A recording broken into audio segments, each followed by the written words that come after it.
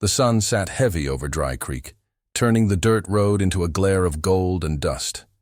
The town square buzzed with heat and cruelty, men fanning themselves, boots scraping boards, the smell of whiskey cutting through sweat. Mary Holt stood on the platform beside the sheriff's block, her wrists bound with coarse rope.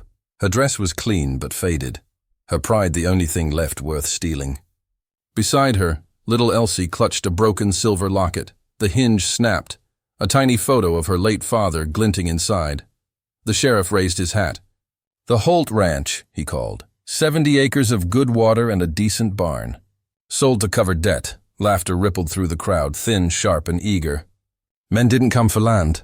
They came to watch a woman fall. Mary's jaw trembled, but she lifted her chin. "You'll not have my home," she said quietly. A voice in the crowd spat back. "Ain't yours anymore, widow. Should have kept your husband alive." Another man, a drunk with tobacco-stained teeth, stumbled toward the platform. "Maybe I'll buy the woman with it. Every ranch needs a keeper," laughter roared. The sound felt like nails in her skull. Elsie hid behind her skirt. The sheriff smirked. "Bid starts at $50. From the edge of the crowd came the clink of spurs, slow, deliberate. A tall man in a dark duster stood in the heat shimmer, hat brim shadowing his eyes. Dust coated his boots. His face was weathered like sun-cracked stone. Cole Danner. Some knew the name, fewer said it aloud. He didn't speak. He just watched. Bids began to fly. 50, 75, 100. The drunk lunged toward the platform again, reaching for Elsie's arm. "Little one comes with the place," he sneered.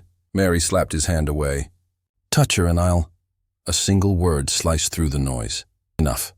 Cole Danner's voice carried low, rough, steady. The kind of tone that made men step back without knowing why. He walked through the crowd, hand resting easy on his holster. Every bootstep sounded like judgment. The drunk froze. The sheriff's grin faltered. Cole stopped at the foot of the platform. "How much for the land?" 200, someone muttered. Cole reached into his coat and pulled out a gold coin, heavy, dull, and ancient-looking. He flipped it toward the sheriff. The coin spun through sunlight and landed in the man's palm with a metallic thud. "Sold," Cole said. No one argued. The sheriff looked at the coin, then at the man who'd thrown it. He nodded quick. "Sold to Mr. Danner." Mary blinked, her throat tight. "Why would you—" Cole met her eyes. They were gray, storm-colored, tired. "Because no one else should own what's yours." He cut the rope from her wrists, handed her the end of it like a gentleman offering his arm. She flinched away, unsure whether to hate or thank him. Pride burned behind her ribs.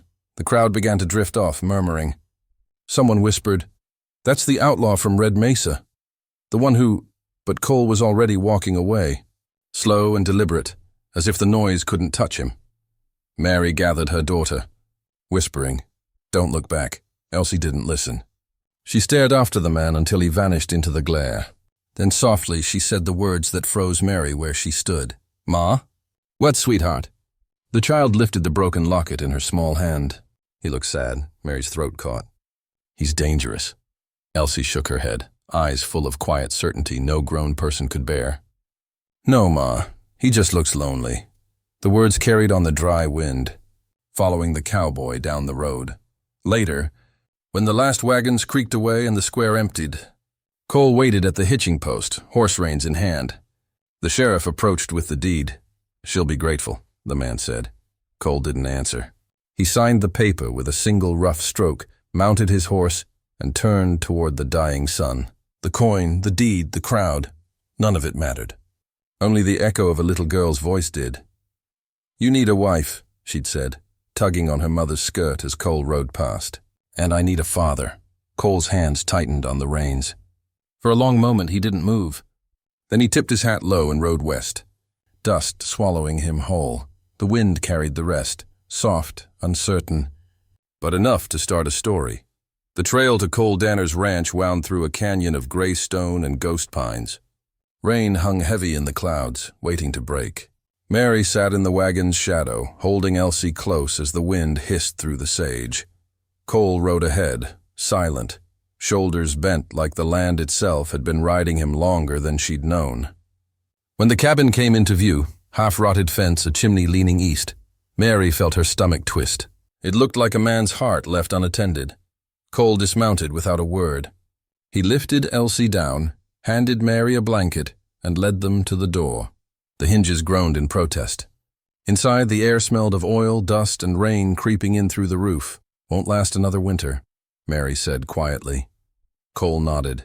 "Neither will most folks," he said, and went to light a lamp.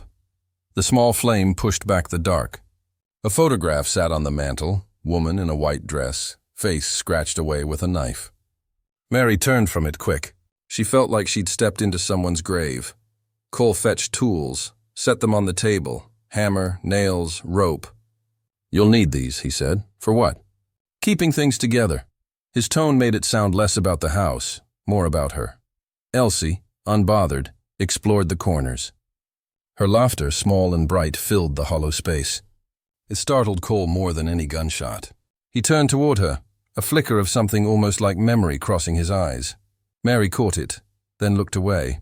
She didn't want to owe this man anything, not safety, not pity. But the rain started, sharp against the roof, and she knew she had nowhere else to go. That night, thunder rolled over the valley. Mary laid Elsie on a cot and pulled a blanket over her. Lightning flashed through the cracks.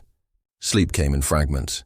She dreamed of the rope around her husband's neck, the sound his boots made when the chair fell. Outside, Cole sat on the porch, hat low, cigarette glowing like a small red wound. The rain turned the yard into a dark mirror. He didn't sleep, just watched the sky break itself open. Then came a crash inside. Water pouring through the roof. Mary ran to catch the leak with a bucket, but it overflowed quick. Cole stepped through the door, soaked already, a plank of wood under his arm. "Move," he said. He climbed up, hammer in hand, driving nails through wet timber. Mary steadied the board with shaking hands. Neither spoke. Rain dripped down their faces, mixing with sweat, washing away fear for a while. When they finished, the cabin fell quiet, except for the soft drip from a corner they'd missed.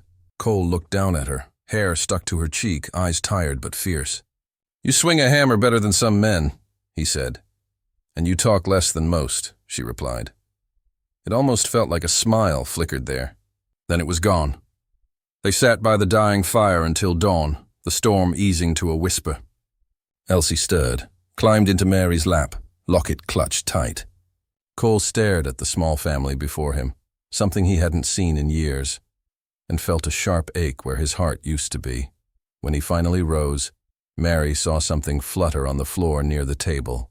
A folded paper, damp from the night. She bent to pick it up. The ink had bled, but she could still read the words. "Wanted for desertion and murder. Cole Danner." Her breath caught. Outside, he was already saddling his horse, like a man used to leaving before daylight could find him. Mary watched from the window, heart pounding with a truth she didn't want. The storm was gone, but the danger had only just begun. By morning, the sky was clear again, scrubbed raw by the storm. The smell of wet dust and cedar filled the air. Mary hadn't slept. The wanted poster lay folded on the table, edges curling like it had soaked up her fear. Cole stood outside, splitting wood, his shirt damp with sweat, every swing measured, heavy. He looked like a man who could disappear into work and silence both. She stepped into the doorway, arms crossed. "You gonna tell me why the law wants you dead?" He didn't turn. The axe hit the stump hard. "You found it then." "Found it," she said, voice tight. "Now I want the truth." He leaned on the handle, breath steady. "Truth don't change much. Try me." He wiped his palms on his jeans, looked past her into the distance where the mountains bruised the horizon. "I was a soldier once. Union regiment out of Kansas. We were ordered to torch a farmhouse harboring rebels. There were children inside." Mary's stomach dropped. "I refused," he said quietly. "My captain didn't. They called it duty. I called it murder. I walked away before the flames were out." She searched his face. "No lie lived there, only ashes. And the murder charge?" He hesitated. "When they came for me later, I didn't go peaceful." Silence stretched between them, thick as smoke. Mary's throat ached with questions she couldn't bear to ask. Then a small voice cut through. Elsie stood barefoot in the doorway, clutching her broken locket in both hands. "Mama says broken things can still be fixed," she said softly. Cole looked down at her, and something in his expression cracked. Just a hairline, but enough. He crouched to her height. "Your mama's a wise woman." Elsie grinned, unaware of the storm she'd just calmed. Mary turned away, blinking fast. That afternoon, Cole busied himself with the barn. The storm had torn half the roof loose. He worked with practice quiet, hammer rhythm steady. Elsie followed him like a shadow, asking questions about saddles, reins, horses. He answered in short, patient words. When the boards were nailed and the light slanted through the cracks, he lifted her onto the back of his old mare. "Easy," he said. "She listens better when you whisper." Elsie laughed, high and free. For a heartbeat, Cole smiled, real, unguarded. The sight hit Mary like sunlight after too long underground. But then he caught himself, stepping back into the armor of distance. That night, Mary cooked beans over the stove. Cole sat near the door, cleaning his revolver. The rhythm of oil and cloth was hypnotic, almost peaceful. Elsie hummed as she drew pictures in the dust. For the first time since her husband's death, the cabin didn't feel like a cell. It felt like a home trying to remember itself. The moment shattered with the sound of hoofbeats. Mary froze. Cole's hand went to his gun before the knock even came. A voice called from outside, too casual to be friendly. "Afternoon, Danner." Cole's shoulders tensed. He opened the door slow. 3 riders waited beyond the fence, rifles slung, dust still swirling around their horses. The man in front wore a badge, Sheriff Kearns. He smiled, but it didn't reach his eyes. "Heard tell there's a wanted man hiding out this way." "Thought I'd pay my respects." Cole's tone was calm. "You already did that when you lied to a judge." The air thickened. Mary stood behind the doorframe, heart hammering. Kearns looked past Cole, eyes catching on her. "You the widow Holt?" "Yes," she said. "Funny thing," he drawled. "Town's been whispering your husband's death wasn't clean. Folks say the man who found the body was you, Danner. Maybe you two got closer than you let on." Cole's jaw flexed. "You done talking, Sheriff?" Kearns grinned wider. "For now." He tipped his hat, turned his horse, and the posse rode off, dust curling behind them like a warning. Cole stood there long after they disappeared, hand resting on his revolver, watching the road. Mary came to the doorway. "They'll be back," he nodded. "They always come back." The quiet settled again, heavier than before. Out in the yard, smoke from the lantern drifted toward the stars, thin, fragile, and uncertain. It smelled like the past, still burning somewhere just over the ridge. Weeks rolled by beneath a gentler sky. The valley, once brown and brittle, now breathed again. Grass rose green along the creek bed. Smoke curled steady from the chimney. Even the wind had softened its edge. Cole worked the land like a man trying to earn back time. "Fences mended?" The well ran clear. Mary's hands, raw at first, learned the rhythm of kneading bread. The scent of yeast and wood smoke filled the air. In the evenings, Elsie's laughter carried across the yard. She'd perch on the fence rail, boots swinging, while Cole showed her how to cast a fishing line. "Don't fight the current," he told her. "Let it pull, then pull back stronger." She nodded solemnly, though the fish was smarter than both of them. Mary watched from the porch, apron dusted with flour, and felt something strange stirring inside her. Quiet, hesitant hope. The man she'd feared was slowly becoming the man her daughter trusted. She saw it in small ways. The way Cole brushed the mare's coat smooth. The way he softened his step when Elsie slept. That afternoon, Mary held out the broken silver locket. "If you've still got that forge working," she said, "maybe you can make it right again." Cole took it carefully, thumb tracing the dented edge. "You sure?" "It's no good to me half open." He nodded once, then went to the barn. The clang of hammer on anvil echoed through the dusk. Measured, deliberate, almost reverent, sparks flew like brief stars. When he emerged, the locket shone bright again, hinge polished smooth. He handed it back. "Fixed what I could." Mary turned it over in her palm. Sometimes that's all any of us can do. Their eyes met. No words, just the sound of the wind carrying the forge's smoke toward the horizon. That evening the sky turned black, too fast. A storm crawled over the hills, low and hungry. Cole moved to shutter the windows. Mary followed. Their hands brushed on the same latch, lightning between flesh and iron. Neither spoke. Rain began its drumming. Inside, the firelight wavered, painting gold across his scarred jaw and her trembling hands, Something was happening between them. Quiet, dangerous, alive. Cole took a half-step closer. "You and Elsie could still leave," he said. "Before it gets worse," she looked up at him. "You think running makes it better?" Before he could answer, a knock split the storm. 3 sharp raps, urgent. Cole froze. Mary's heart hammered. He opened the door to find a rider hunched under the rain, coat dripping, hat pulled low. The man's horse panted, foam around its bit. "They're coming," the rider gasped. "Sheriff Kearns and 5 more. Word's out, says you killed Holt." Mary went cold. "What did you just say?" "Law's coming up from town. Says the widow's man was shot, not hung. They found the bullet." The messenger wiped his mouth. "Trail leads straight here." Cole's eyes hardened. "Get back to town." "You weren't here." The rider didn't need telling twice. He vanished into the rain. Mary stood there shaking. "My husband, shot?" Cole's silence was an answer in itself. She backed away, clutching the locket tight. "You said you found him dead." "I did." His voice was low, steady. "That's the truth I told myself." Lightning flashed. The locket slipped from her hand, hitting the floor. The clasp burst open. Inside, behind the small photo of her husband, a hidden image gleamed, the sheriff's insignia, carefully folded and pressed beneath the frame. Mary stared at it, realization cutting through like the lightning outside. Her husband had been working for Kearns. Whatever had happened that night wasn't mercy or chance. It was a trap that had started long before she'd met Cole. She lifted her eyes to him, tears burning hot. "What did you do?" Cole didn't answer.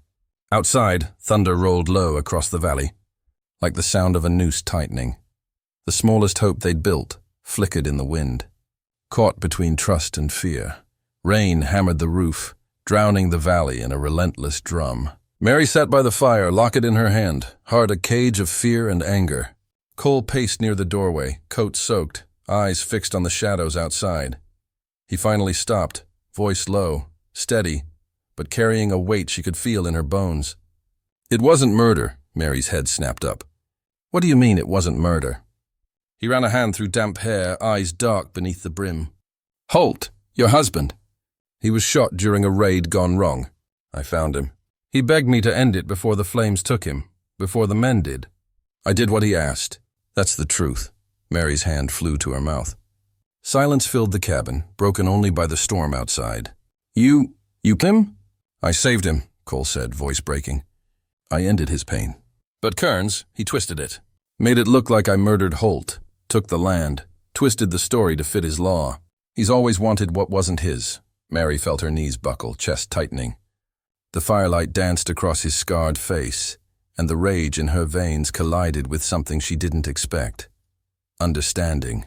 Her hand lashed out, striking his chest, palm stinging against soaked fabric. How could you?" Tears blurred her vision. Cole didn't flinch. He let her hit him. He let the weight of the truth sit between them, heavy and raw. Her fingers trembled against his jacket.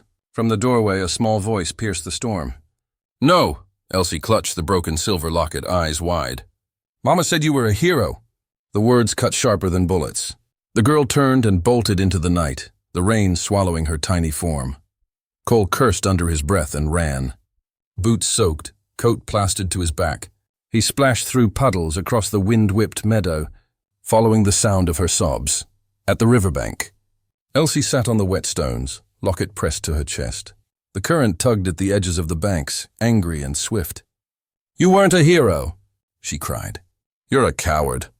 Cole dropped to one knee beside her, soaked to the bone. "I am," voice breaking. "I was a coward who couldn't let another man suffer like me. I did the only thing I knew to save him. From the fire, from the men, from the world. But it left me empty, Elsie. Empty and running." The girl shivered, rain soaking her hair, eyes wide and wet. "But Mama said, you were a hero." He swallowed hard, heart hammering against his ribs. "Heroes don't always feel like heroes, little one. Sometimes they just do what has to be done." For a long moment the storm raged around them, fierce and untamed. Slowly, he lifted her into his arms, holding her close as if the warmth between them could stave off the cold outside. By the time they returned to the cabin, Mary was standing in the doorway, rifle gripped tight, mud streaked across her dress, eyes burning. Cole's soaked form emerged from the rain with Elsie pressed against him, the locket shining dimly in the firelight. Mary's gaze softened, then steeled. She didn't lower the rifle, but she nodded toward him. It was a choice, a quiet surrender. Trust, not blind, but enough to let him stand with them. Cole placed Elsie down, water dripping from hair and coat, and Mary stepped aside. The fire crackled, filling the room with golden warmth. Rain hissed against the roof, but inside, a fragile truce had been forged, one built from truth, fear, and a child's unwavering belief. The silver locket, pressed into Mary's hands, now felt heavier. Not just a trinket, but a symbol of the fragile trust that had survived confession, rage, and storm. Outside, lightning arced across the sky, illuminating the valley in a flash of white. And in that glow they all understood. Nothing would be the same again, but maybe, just maybe, they could survive it together. The morning air was crisp with rain-washed dust. Mary moved through the yard, hammer in hand, driving nails into the half-repaired fence. Cole beside her, sweat dripping from his brow, swung a board into place. Each strike echoed like a heartbeat in the valley, steady and shared. The barn, the fences, the house. They were no longer ruins. They were a fortress, built from splintered wood and whispered trust. Mary paused to catch her breath, eyes sweeping the horizon. The sun glinted off her daughter's hair, and for a brief second, the world felt safe. Cole handed her the mallet, showing her a sight line. "Keep your stance firm. Don't let your shoulders tell the story," she nodded, following his instruction. His hands brushed hers as he adjusted her grip. Heat traveled up her arm, a quiet reminder that their hearts no longer hid behind duty or grief. Elsie watched from the fence, her small hands on the rails. She was learning too, though, in her own way, smiles and laughter threading through the chores, filling the gaps silence had left. By afternoon, the barn door swung easily, the roof patched. Cole led Mary to the corral, handing her a pistol for practice. "Don't aim to kill," he said. "Aim to survive!" She pulled the trigger, the kick of the gun startling her. Cole laughed softly, guiding her stance again. Their fingers met once more, lingering longer than necessary. Neither spoke. Words were unnecessary. The air between them hummed with shared understanding, fragile and bright. Night crept in like a quiet predator. They lit a fire inside the cabin, smoke curling toward the ceiling. Mary reached into her apron pocket and pulled out the repaired silver locket, its polished hinge catching the firelight. She handed it to Cole. "It's yours again."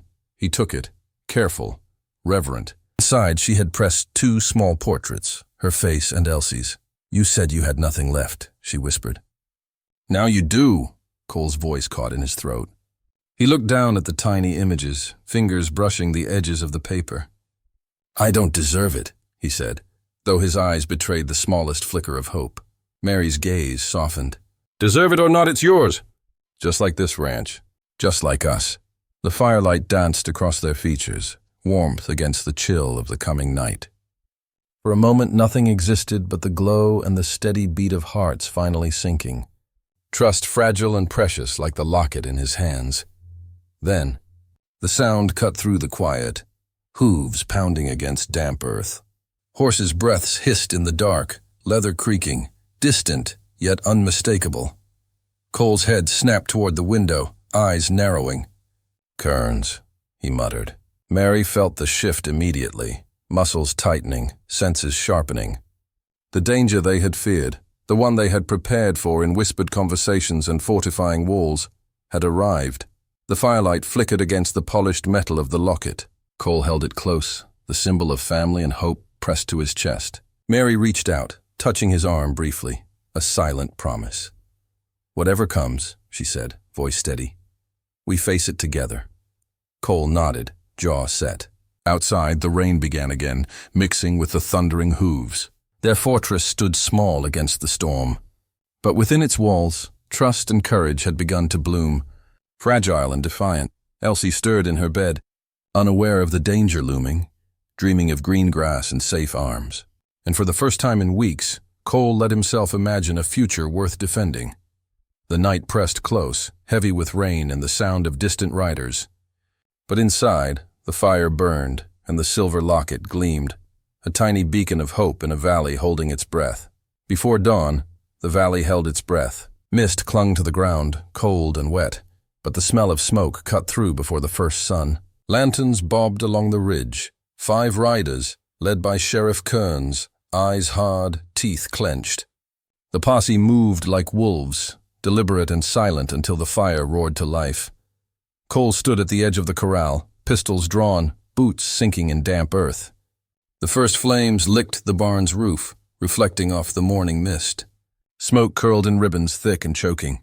His chest burned, not from exertion but anticipation. The reckoning had come. Mary knelt at the floorboards, hammering a loose plank over a small hollow. Elsie was beneath, trembling, clutching the silver locket pressed against her chest. Mary's hand lingered on her daughter's hair, heart hammering, whispering, "Stay quiet. Stay safe." The first rider burst through the gate, torch in hand, fire hissing on dry boards. Cole moved, a shadow of steel, stepping into the inferno without hesitation. Kearns emerged from the smoke, hat brim low, revolver ready. "Cole Danner," he sneered, "thought you could hide forever. Thought little Mary Holt might sell you out." "You're a fool," Cole froze, disbelief clawing at his chest. "Mary?" he barked, voice catching in smoke and ash. Through the haze, Mary's eyes met his. She didn't flinch. Rifle raised, not at Kearns, but at the thick rope he held in one hand, the other arm raised to command the men. Time slowed. Her finger squeezed the trigger. The rifle cracked, a shot echoing over the valley like judgment itself. The rope snapped, whipping into the fire as Kearns stumbled, off balance. Chaos erupted.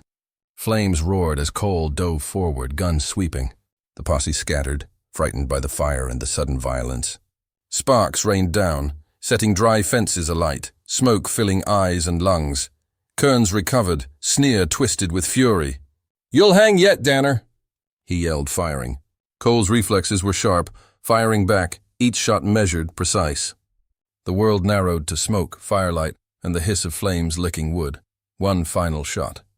Cole's bullet found Kearns in the chest, throwing the sheriff back into the burning debris. Kearns's eyes widened in disbelief, then dull, as the fire consumed him. Cole staggered, a searing pain ripping through his side. He dropped to one knee, blood soaking his shirt, boots slick in ash and rain. Mary rushed forward, hands gripping his shoulders. "Cole, don't you dare leave us now." He coughed, trying to breathe through the heat and pain, vision narrowing. She dragged him from the blaze, step by agonizing step, fire snapping around them. Sparks fell like embers of judgment, turning the sky a molten orange. Elsie emerged from beneath the floorboards, eyes wide with tears and awe. The silver locket in her hand caught the firelight. It glowed, unbroken. Tiny fingers pressed it to her chest, as if it contained all the hope left in the world. Cole collapsed against the dirt, chest heaving. Sweat and blood streaked across his face. Mary knelt beside him, pressing damp cloth to the wound. "Stay with me," she whispered, voice shaking but firm. "You're not leaving us. Not today. Not ever." The barn and fences burned to the ground, the ranch reduced to smoldering skeletons of wood and dreams. Smoke rose, twisting into the cold morning sky. Flames reflected in Cole's eyes, mingling with pain and the first glimmer of something like relief. Mary pressed the locked locket into his hand. "We survived," she said. "The rest? We'll survive too." He squeezed it. Teeth clenched, and for the first time in years, let himself feel it. Loss, fear, grief, but also triumph, love, and fragile hope. The fire hissed, collapsing beams groaning, sparks swirling like ghosts in the dawn. Smoke rolled across the valley, carrying away the threat, leaving only charred earth, wet hands, and 2 souls bound together by blood. Courage and fire. Cole lifted his head, eyes meeting Mary's, the locket between them gleaming bright. "We're still here," he rasped. Mary's hand found his, fingers brushing across his bloodied ones. "Still here," she agreed. Outside, the world was ash, but inside they were unbroken, just like the locket in Elsie's small, trembling hands. The cave smelled of damp stone and old pine. Rain dripped from the ceiling, pattering against the floor in irregular rhythms.